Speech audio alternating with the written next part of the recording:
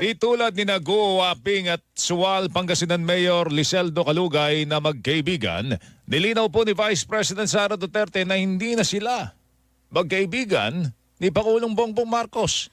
Anya mula nang magbitiw siya sa gabinete, hindi na silang muli nag-usap ng Pangulo. At nang tanungin si Duterte kung handa ba siyang muling makatambal ang mga Marcos sa eleksyon, kanyang sinabi na never again. Wala. Hindi naman kasi kami talaga nagkausap niyan.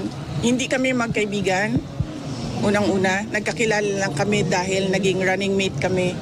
Bago pa man kami naging running mates, hindi na kami nag-uusap. Ang kaibigan ko talaga si Senator Amy Marcos. Oh, never again.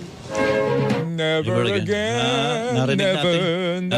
Narinig na yung never again nung araw. Anong pagkakabanggit doon sa never again? Bago mag-edge sa revolution. Ganun ba yun?